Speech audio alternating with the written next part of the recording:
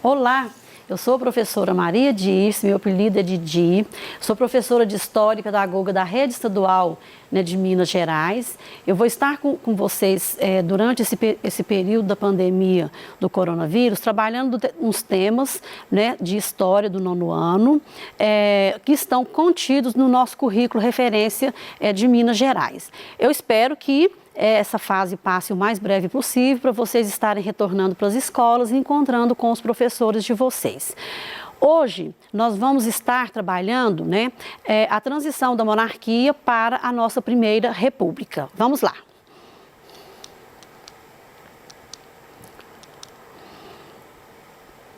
A gente vai estar vendo, então, como eu falei, né, o que levou à queda da monarquia no Brasil, né, para a gente estar chegando à proclamação da República. Eu trouxe aqui para você, né, a primeira bandeira republicana, né, brasileira, que ela não é como é a nossa bandeira atual, e trouxe aqui a bandeira do Império, né, que durante todo o Império brasileiro. Quais que foram, né, essas questões que levou, né, o fim da monarquia no Brasil para a gente estar implantando a República? Nós tivemos várias questões, só que eu trouxe aqui para vocês as 3 questões mais importantes. A primeira dela é a questão militar. Nós tivemos, né, no final já lá da monarquia, a Guerra do Paraguai, né, guerra por causa de território. Essa guerra, então, ela levou vários militares, né, brasileiros, né, para estar lutando de frente nessa guerra. E, inclusive, foi, né, recrutado inúmeros escravos, com a condição de que quando esses escravos voltassem, né, da guerra, se a gente saísse vencedor, eles seriam libertos. Porém, né, essa condição, né, que as autoridades falaram para eles, isso não aconteceu, na verdade, quando eles retornaram. E uma outra situação também, que os próprios militares, né, que aqui da época da República, da época da monarquia, né, eles queriam ter, né, autonomia e, infelizmente, também o rei não deu essa autonomia para eles. Aí o que aconteceu? Eles, então, ficaram insatisfeitos, né, e começaram, né, a se rebelarem contra, né, o governo monárquico. Uma outra questão foi a questão religiosa, né, que o governo começou-se a ter muitos problemas com a igreja. A igreja, ela era dependente, né, do Estado, era ligada ao Estado, mas a gente teve várias situações, mas a situação que realmente culminou, né, com a desagregação, né, da igreja com a monarquia, o descontentamento, foi um incidente que aconteceu, né, que o Papa, né, da época lá, pediu a 2 bispos brasileiros que prendessem, né, pessoas que estavam, né, a favor da maçonaria aqui no Brasil. E o Dom Pedro, ele era maçom. Aí, então, o Dom Pedro pediu, né, para estar soltando essas pessoas, eles não soltaram, e aí, então, houve um clima, né, bastante forte de atrito, né, entre eles, que aí realmente ficou insustentável esse apoio, né, essa ligação, a igreja ser totalmente dependente da monarquia ou do rei, né? Aí nós tivemos a grande questão também, que foi a questão abolicionista, né? A gente sabe que, eu vou falar um pouquinho para frente aqui, que a abolição aconteceu em 1888 e o governo também imperial, ele prometeu que ia indenizar esses donos de escravos, esses grandes latifundiários. E isso, na prática, também não aconteceu. Aí tudo isso gerou todos esses descontentamentos que levou realmente ao enfraquecimento, né, da monarquia aqui no Brasil.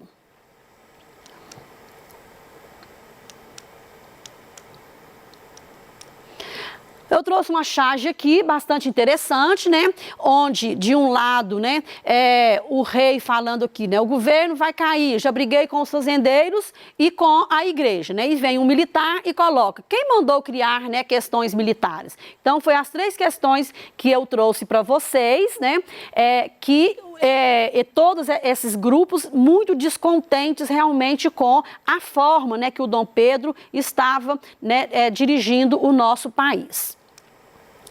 Bom, dentro da sociedade da economia, né, a primeira coisa aqui que a gente tem que lembrar é que no final já da metade do Império para frente do Segundo Reinado, a gente teve uma grande expansão cafeeira, né, dentro da economia, principalmente lá no Oeste Paulista. Mas também surgiu, né, nessa época, né, que a gente chama a época do Mauá, que foi aí, né, a questão, né, do aumento das indústrias, né, e aí criou-se novos bancos, teve um desenvolvimento muito grande com a criação, né, de estradas de ferro e mais, né, muitas coisas que realmente foram trazidas aí de desenvolvimento nessa época aqui no Brasil.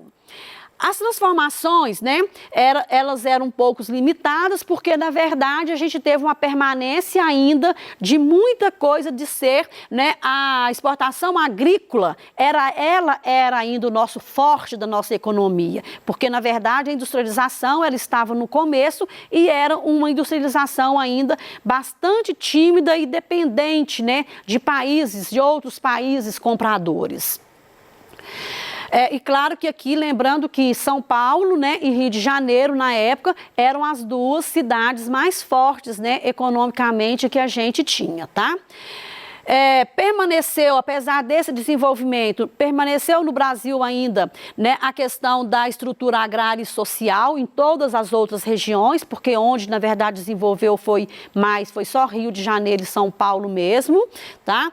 E a mão de obra, né, ela era mão de obra escrava, já tinha acontecido a abolição em 88, mas ela foi sendo gradativamente substituída por imigrantes, né? No início, imigrantes italianos, alemães, que foram os mais fortes, né, no início da nossa imigração. E o trabalhador dos imigrantes, normalmente eles eram feitos, né, nas primeiras indústrias aqui, mas era bastante tímido ainda o desenvolvimento industrial. Oh, desculpa. Bom, a Lei Áurea, então, aqui em 88, eu quero mostrar para você, né, que ela trouxe, né, esses ex-escravizados ficaram sujeitos a muitos preconceitos aqui, né, confirmados por teorias racistas, né, e sociais da época, tá? E eles, para eles, né, nada estava representando essa abolição da escravidão, porque eles foram libertos, mas porém o governo não fez políticas públicas para estar, né, colocando essas pessoas no mercado de trabalho, dando condições, né, suficientes para que essas pessoas, né, sobrevivessem de maneira digna. Aqui, inclusive, tem uma imagem, né, de uma família, né, num casebre muito pobre ainda lá na fazenda, né, mas já na verdade, sem aquela condição que ela tinha lá de escravo. Após a abolição, então, o negro ele foi excluído do mercado de trabalho aqui no Brasil totalmente, tá? Eles fizeram, né, leis que eu vou estar mostrando, né, agora para você, né, que nada favorecia esse escravo. Então, esse ex-escravo, ele só trabalhava em serviços pesados, né, e que nada acrescentava para eles em melhoria de vida. A exclusão, então, né, o governo achava que tinha sido uma exclusão legalizada, né, quando ele coloca que eles fazem leis, né, implícitas e explícitas, né, que escravizados não podiam ter certas profissões. As profissões deles eram as profissões as mais miseráveis que tinham, tá? Né? Quando eu coloco miseráveis, eram aquelas profissões de ser, né, trabalhar só na construção civil, naquele serviço mais pesado que tinha lá na fazenda, né? Mas eles não serviam para estar, né, dentro de uma casa de um senhor, porque a cor prejudicava, né? E muitas coisas mais. Os lotes de terras também que antes eram usados, né, que eram livres e qualquer pessoa livre podia estar usando, né, esses lotes para sua plantação, o que que eles fizeram? Eles começaram então a doar esses lotes para os homens bons. O que que são esses homens bons para, né, essa classe da época? Era a pessoa branca, católica e que tinha família. Então, claro, o negro, o pobre, mais uma vez ficou excluído, né, nessa condição aqui desses lotes, né, essas sesmarias que a gente chamava na época. Então, claro que o poder público, né, em momento nenhum, ele faz nada, nenhuma política para estar, né, inserindo esse negro na nova sociedade que estava por vir. A lei de terras que aconteceu aqui no Brasil, né, um pouco antes, que foi em 1850, também foi outra situação extremamente difícil, porque as pessoas que tinham terras que eram do Estado, né, que pertenciam ao Estado, mas que elas ali plantavam para sua subsistência, com a lei de terras, então, em 1850, passou-se, você só poderia ser dono da terra se você pagasse por ela. E claro que a maioria das pessoas que moravam ali, né, eram os negros ou as pessoas muito pobres e que elas não tinham essa condição de estar comprando lote nenhum de terra.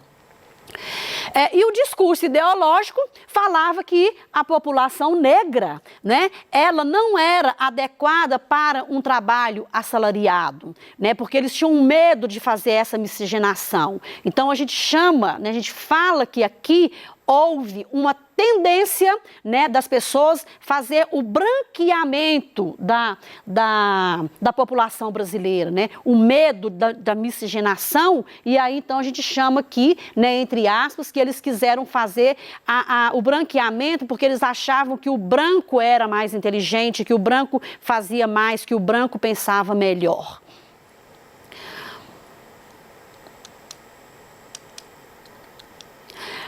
Bom, a perda da monarquia, então, né, com todos esses fatores que foram acontecendo aí, claro que eu estou colocando a questão aí toda do negro, mas o negro lutou muito, né, para ter a sua liberdade e a sua autonomia. E aí, com isso, então, né, nós vamos estar vendo aqui agora todos os fatores que realmente levou, né, a decadência aqui da monarquia aqui no Brasil para a gente proclamar uma república, né? A falta de habilidades do imperador, né, do Dom Pedro, para estar resolvendo todos os impasses, os problemas que tinha, além dele estar totalmente desanimado, porque ele não via uma perspectiva de ter um terceiro reinado aqui com a sua filha Isabel, porque a Isabel ela era casada, né, com um francês, e esse francês ele era dito como muito chato, né, ele era uma pessoa muito sem carisma, né, com as pessoas. Então aí o Dom Pedro achava que não ia existir um terceiro reinado para a princesa Isabel assumir, porque possivelmente o marido ia estar por trás das decisões. E uma outra coisa que agravou também foi que ele estava doente com uma diabetes, e essa diabetes realmente debilitou muito, né, a questão da saúde dele, e ele então ficou meio que, né, meio sem vontade de trabalhar, né, de estar resolvendo os impasses para que a monarquia não acabasse.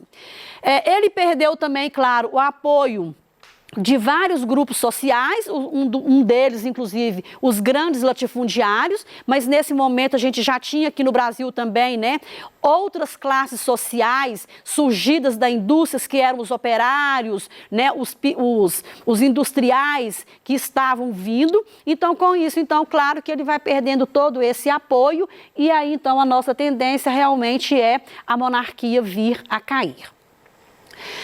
O projeto republicano, presidencialista e federalista, eu vou estar falando no próximo slide sobre a questão do manifesto, né, do manifesto republicano, que pregava isso, a difusão das ideias liberais e positivistas em favor da república, tá? Essas ideias vieram da Europa, nós vamos estar vendo que o Augusto Conte teve uma grande influência nessa questão, inclusive também com a questão da liberdade lá dos Estados Unidos, da independência dos Estados Unidos da América, e a influência dos países vizinhos, né, que está aqui, que foi os Estados Unidos da América. Aqui mostra, tem uma gravura aqui muito interessante do Dom Pedro, né? A gente vê aqui o descaso dele lendo um jornal, dormindo, né, numa apatia enorme, enorme. Bom, em 1870, então, funda-se no Brasil, em São Paulo, tá? O PRP, que é o Partido Republicano, e com isso, então, eles fazem, né, um manifesto republicano onde eles reivindicam inúmeras coisas dentro desse manifesto, tá? E aí, então, quais, né, as reivindicações, né, que esse manifesto, né, deixa para a gente. Isso daí eu vou deixar para vocês pesquisarem, porque a gente vai estar vendo um pouco mais para frente na próxima aula, tá ok? Aí, então, né, a proclamação da República, ela vai estar, né, aproximando militares e republicanos. Houve também a adesão de alguns monarquistas também que foram a favor, né, dessa república, e teve também os boatos, né, que o Dom Pedro iria, né, reprimir os militares. E aí, claro que todos os militares, então, ficaram a favor da proclamação, né, de fazer uma república no Brasil. Aí, até que, enfim, né, no dia 15, aqui está um jornal, né, falando Viva a República Brasileira, e aí no dia 15 de novembro, então, o Deodoro, né, o Marechal Deodoro da Fonseca, num golpe, tá? Foi num golpe, ele então, né, proclama aqui, junto com as tropas, proclama a República Brasileira. O Dom Pedro I, então, ele vai, né, e exila com a sua família na Europa. Os republicanos concordavam com uma coisa: todos queriam a República. Mas aí também eu vou deixar para você estar pensando que república seria essa? Que república que nós vamos estar começando no Brasil? Será que ela incluiu a todos? Todos tiveram a participação? Ou somente a elite ficou? Pensem que na próxima aula nós vamos discutir. A primeira fase da República, a gente fala que ela teve duas fases, que foi de 89 a 94, que foi a República da Espada, e de 94 a 1930, a República Oligárquica. Na próxima aula, a gente vai estar vendo até aproximadamente, eu penso que até 1910, que foi uma parte dessa primeira República. Aí eu vou deixar aqui para vocês uma atividade, inclusive usando a mesma imagem que eu já coloquei ali atrás da apatia do Dom Pedro, tá? No final. E aí vocês vão estar analisando a charge com bastante critério, tá? Porque tem perguntas, né, criteriosas ali, de observação mesmo, as perguntas muito simples que vocês são capazes, né, você é capaz de responder. E se tiverem dúvida, tirem com o seu professor ou comigo mesmo, né, em qualquer retorno que a gente tiver aqui, tá? Aí tem um textinho, né, que é o comando, no caso da minha atividade, que vocês leiam aí com bastante atenção. Você vai estar vendo que é um texto, né, que ele está escrito com o português da época, né, que é muito interessante, mas é claro que a gente consegue entender muito bem o que o texto está nos dizendo. E aí você vai estar respondendo no seu caderno essas 4 perguntas aí, né, e depois para você estar discutindo com o seu professor, com seus colegas, lá quando vocês retornarem para a sua sala de aula. Na próxima aula, então, nós vamos estar vendo, né, A Primeira República no Brasil, eu acho que dá para a gente estar indo até, né, mais ou menos 1910. Eu espero que vocês tenham gostado, né, dessa aula. Até breve e um forte abraço para você.